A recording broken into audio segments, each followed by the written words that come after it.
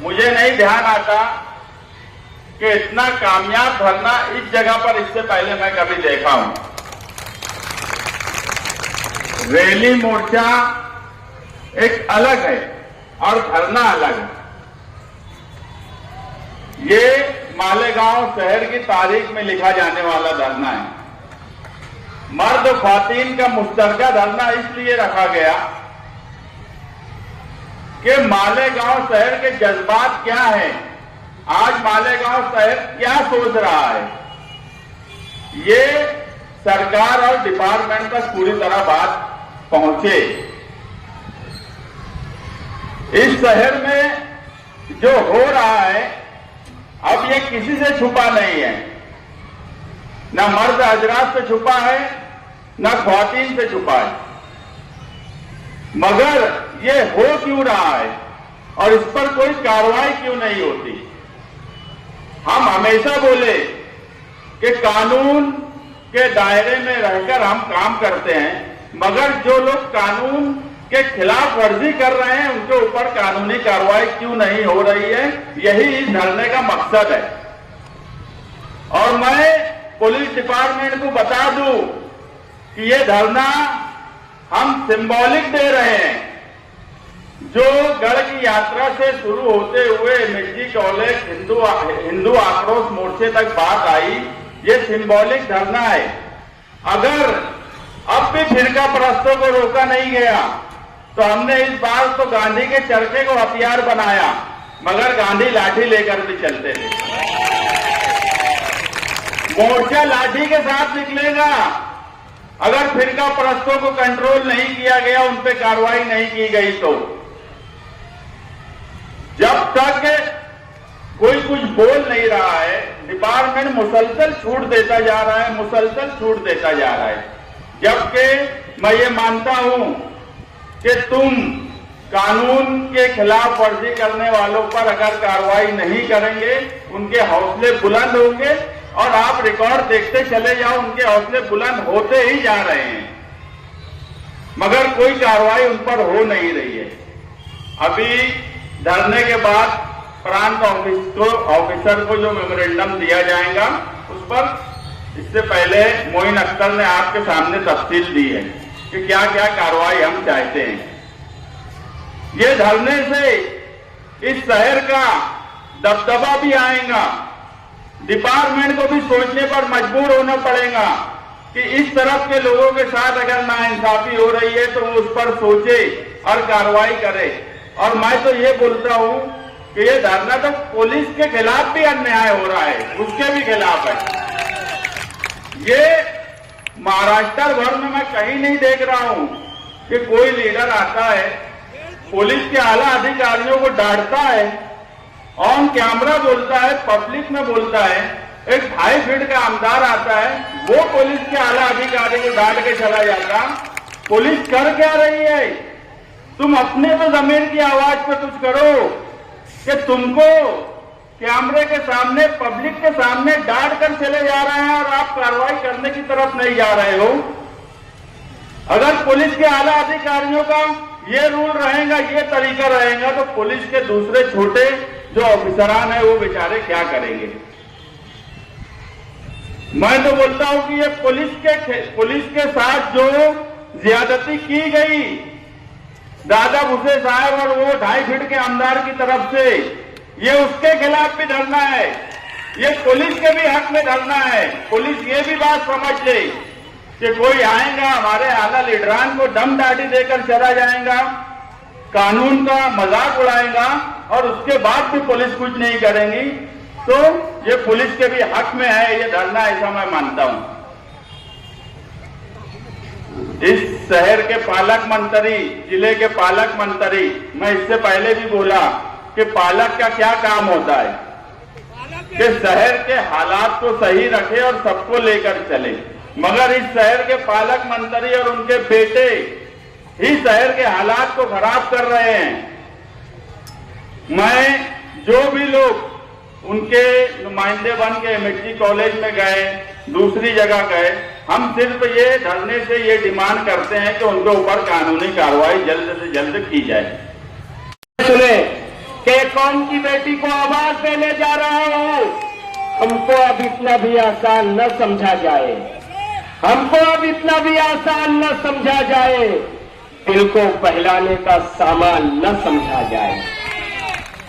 माँ बहन बेटियां दुआ देना कि हमको अब इतना भी आसान न समझा जाए, दिल को बहलाने का सामान न समझा जाए।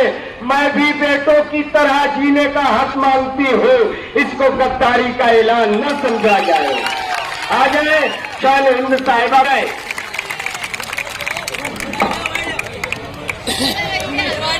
जिम्मेदारान यहाँ हाजिर हैं और माए बहनें और साथियों, 12 नवंबर के बाद जो वाकया मामूली सी तशद्दुद में पेश आया, जिसके बाद हजारों लोग मुतासिर हुए।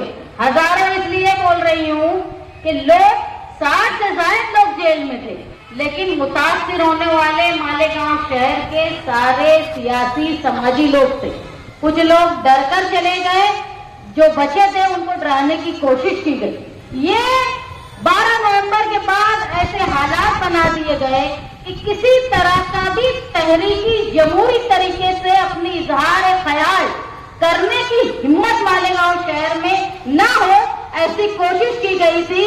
और पुलिस वाले, शासन प्रशासन ये समझता था कि उन्होंने लीडरान के साथ साथ मालेगांव शहर के मर्दों को भी चूड़ी पहना दी है। तो आज मैं शासन प्रशासन को ये बताना चाहती हूँ कि चूड़ी पहनने वाली खवातीन यहाँ आई है, जो मर्दों की तरह तुम्हारा मुकाबला कर रही है। अभी तुम जिनको चूड़ी पहनाने की बात करते थे, उनकी हिम्मत तो तुमने देखी ही नहीं। जो चूड़ी पहन के आई है, उनका मुकाबला करो। ये समझ लो, न्याय साहब हमेशा कहा करते थे कि मेरे शहर की औरतें शेरनी है, शेरनी। मैंने हमेशा ये बात की है। अभी सिर्फ औरतों का तुमने गुस्सा देखा है, अगर मर्द अपने खुद पर आ जाए तो काहे के दादा वादा, कोई पोता वोता नहीं है। अगर कोई दादा है तो उसके भी बाप मालेगांव शहर में सब मौजूद है। ये तो माँ को ही देखे हो आपने। हर वक्त ये बात होती है कि आउटर के एमएलए ने ये पुलिस वालों को डरा दिया, वो खड़ा हुआ, पुलिस वाले ऐसा कर रहे हैं, वैसा कर रहे हैं। एक बात बताइए, ऐसे कौन से सुरखात के पर लग गए हैं आउटर के एमएलए को कि वो हर चीज अपनी मनवा लेता है? मुझे एक वर्कर बोलने लगा कि आउटर का एमएलए हर चीज में मुदाखलत करता है, सेंट्रल के क्यों नहीं? मैंने कहा ये उनका जर्फ। अब ये समझने की बात आपकी है कि एक एमएलए इतनी ताकत रखता है कि जो जैसा अतर हुसैन अशरफी चाचा ने कहा कि इतना जर्फ, इतनी ताकत वो रखता है कि अगर खाकी वालों ने खाकी को अपना मजहब बताया, वो बता के कसम खाया, उसके बावजूद उसकी ताकत, उसकी पावर के आगे वो झुक जाते हैं। तो ऐसी ताकत हमारे पास क्यों नहीं है? फिर हम क्यों ना बोले कि हम सियासी नाअहली, सियासी नुमाइंदगी की कमजोरी के शिकार? अगर हम सिर्फ पुलिस के ऊपर दोष देते हैं तो हम भी खाती है कि हम पुलिस पर दबाव डालने के लिए नाकाम रहे। ऐसा नहीं है कि बीजेपी शिवसेना, उस वक्त की शिवसेना अब तो टुकड़ों में बढ़ गई, वो इख्तिदार में पहली बार आई है। 1996 में भी शिवसेना बीजेपी इख्तिदार में थी, उस वक्त भी पुलिस थी। ऐसे ही मिनिस्टर वक्ती तौर पे दादा बन गए थे, लेकिन साथी निहाल अहमद यहाँ थे जो खाकी को याद दिलाते थे कि तुम्हारे क्या फराज है, तुमको क्या करना है। अगर वो अपनी राह से हटती थी पुलिस तो उनकी मरम्मत भी साथी निहाल अहमद साहब करते थे। ऐसी मरम्मत करने की ताकत तुम्हारी क्यों नहीं? क्यों 60 लोग जेल में रहते हैं, तुम जवाब नहीं दे पाते? अरे जवाब, मुकाबला करना तो दूर की बात, सवाल तो करो। जीतना हारना 2 नंबर की बात है, सवाल तो करो। मसलहत सही है, मसलहत उस वक्त की जाती है जब हालात खराब होने का डर हो। जब हालात ही खराब हो गए हैं तो काहे की मसलहत? ये बुज़दिली है, बुज़दिली। एक बाहर का एमएलए आता है और वो किला झोपड़पट्टी में आकर खड़े होकर ये बोलता है कि अगर 8 दिन के अंदर ये झोपड़पट्टी खाली नहीं हुई तो मैं बुलडोजर लेकर आऊंगा। और लोग खड़े होकर सुनते हैं। अगर सिर्फ आउटर के एमएलए के अंचू पंचू लेके किला पुलिस स्टेशन में पहुंच जाते हैं या किला तक पहुंच जाते हैं, कमिश्नर जाकर खड़ा होता है, तो क्यों हमारे यहाँ के लोग नहीं गए उस वक्त? क्यों नहीं कंप्लेन की उसके खिलाफ? क्यों सिर्फ सारे अधिकार जो है वो आउटर के एमएलए को, हमको क्यों नहीं है और हम क्यों नहीं इस्तेमाल करते? अरे जिनके जिनसे जो रिश्ते हैं वो कायम रखो, लेकिन तुम्हारे को वोट देने वालों का हक मत भूलो। आज अगर किसी की बस्ती पे आफत आई है और तुम खामोश हो तो तुमको दुनिया में नहीं ऊपर भी जवाब देना है, वो तो ख्याल रखो। मैं साथी निहाल अहमद साहब की वर्कर होने के नाते, बेटी होना तो बहुत बड़े फर्ज की बात है, मैं उनकी वर्कर होने के नाते, उनके उसूलों पे चलने के नाते मैं मालेगांव शहर की किला झोपड़पट्टी से ये वादा करती हूँ कि हमारे अंदर जितनी ताकत है तुमको बचाने के लिए, तुमको बनाने के लिए निहाली सोच के वर्कर, लीडर और जनता दल तुम्हारे साथ खड़ी रहेगी। और जेल में जाने की नौबत आई ना तो तुमसे पहले किले वाले सुन लो, तुमसे पहले जनता दल और निहाली सोच के वर्कर तुमसे पहले हाजिर रहेंगे। हम लोग कहीं भी जेल में जाने के डर से इधर उधर से भागते नहीं है, मर्दों के जैसा जाते। अरे औरतें भी तैयार है मर्दों के जैसा जाने के लिए। अगर किला झोपड़पट्टी में कोई भी बुलडोजर का मामला हो गया, जिस तरह यूपी में बुलडोजर की सियासत चल रही है कि अक़लियत को, मुसलमानों की बस्ती को तोड़ने के लिए बुलडोजर की सियासत की जा रही है, तुम ये समझ लो। अगर सिर्फ एक किला झोपड़पट्टी की बात नहीं है, अगर किला झोपड़पट्टी के ऊपर बुलडोजर चलाने की हिम्मत सरपसंदों की हो गई तो तुम समझ लो मालेगांव शहर की कोई भी मुतनाज़ा झोपड़पट्टी महफूज नहीं रह सकेगी।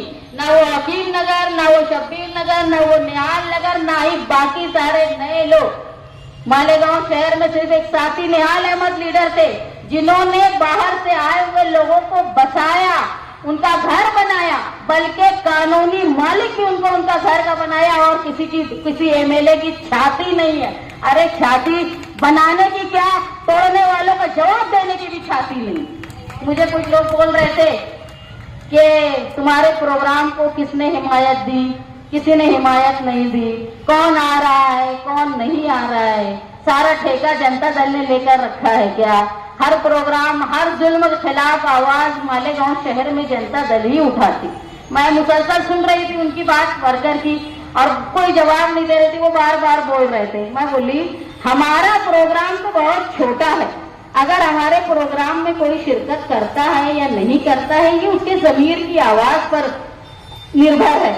अरे जब आहनत रसूल का मामला आया तो शहर के लीडरान वहां नहीं आए पुलिस के डर से, तो हमारा मामूली प्रोग्राम की क्या हैसियत, ये समझ लो तुम। जब आहनत रसूल का मामला आया तो तब भी डर गए थे लोग। इसी जगह पर कौन मौजूद था कौन नहीं मौजूद था, मैं तो पहले भी ये सवाल करती थी क्यों नहीं आए थे। क्या उनको मालूम था केस होने वाला है? उनको मालूम था कि यहाँ के लोग जो है वो जेल में जाने वाले हैं।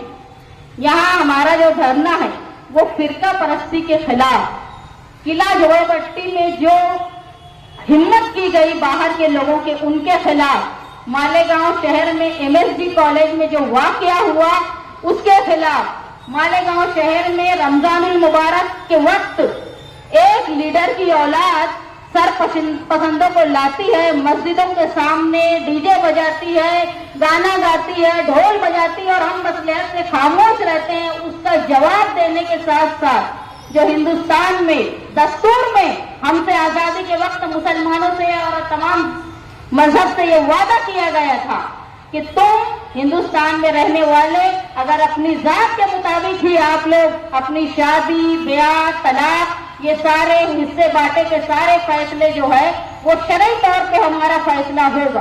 और अब जो नया कानून आया है कॉमन सिविल लॉ, जिसमें शरई कानून को खत्म करके कोर्ट से हर फैसला होने वाला है, उसका ये धरना मजम्मत करता है। और हम हिंदुस्तान की हुकूमत के साथ मालेगांव शहर की पुलिस को भी बता देना चाहते हैं कि ये अभी अलामत है।